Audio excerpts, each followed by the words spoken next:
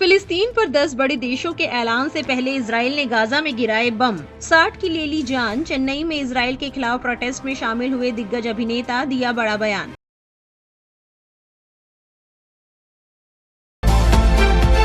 You are watching Kali News.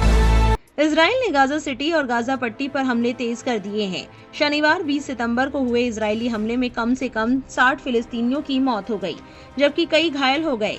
ये हमला ऐसे वक्त में हुआ है जब ऑस्ट्रेलिया, बेल्जियम, ब्रिटेन और कनाडा समेत 10 बड़े देश सोमवार को औपचारिक रूप से एक स्वतंत्र फिलिस्तीनी राज्य को मान्यता देने वाले हैं। रॉयटर्स की रिपोर्ट के मुताबिक इजराइल ने गाजा शहर में ऊंची इमारतों को निशाना बनाकर अपना ग्राउंड ऑपरेशन तेज कर दिया है। सेना का अनुमान है कि उसने पिछले 2 हफ्तों में गाजा सिटी के 20 टावर ब्लॉक ध्वस्त कर दिए हैं।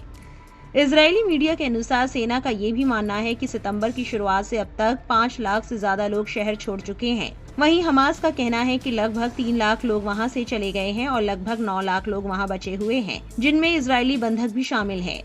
मैसेजिंग साइट टेलीग्राम पर हमास ने पहले इजरायली बंधकों की एक तस्वीर जारी की थी, जिसमें चेतावनी दी गई थी कि गाजा शहर में इजराइल के ऑपरेशन की वजह से बंधकों की जान को खतरा है। हमास का अंदाजा है कि 11 अगस्त के बाद से इजराइल की सेना ने गाजा शहर में 1800 से ज्यादा इमारतों को नष्ट कर दिया है और विस्थापित परिवारों के 13,000 से ज्यादा तंबुओं को नष्ट कर दिया है।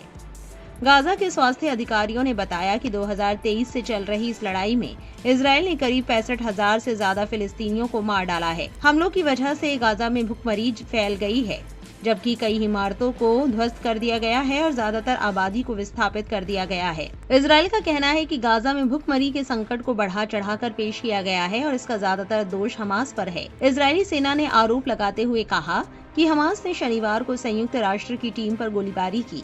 हमास ने इन दावों को खारिज करते हुए कहा कि इजराइल समर्थित क्रिमिनल गैंग सहायता ट्रकों पर हमला कर रहे हैं और लूटपाट और चोरी कर रहे हैं। हालांकि संयुक्त राष्ट्र की तरफ से इसे लेकर कोई बयान नहीं आया है।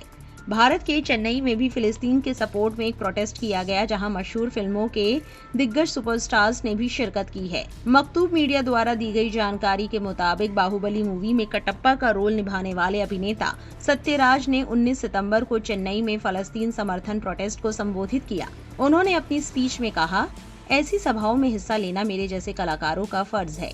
अगर हमारी मकबूलियत मानवता और आजादी के लिए काम न आए तो मशहूर अभिनेता होने का कोई फायदा नहीं। ऐसे ही पुरस्कार विजेता दिग्गज अभिनेता प्रकाश राज ने 19 सितंबर को चेन्नई में फलस्तीन समर्थन प्रोटेस्ट को खिताब किया। आवाम को खिताब करते हुए उन्होंने कहा, आज फलस्तीन के साथ हो रहे अन्याय के लिए सिर्फ इजराइल ही जिम्मेदार नहीं है, अमेरिका जिम्मेदार है, मोदी की चुप्पी भी जिम्मेदार है।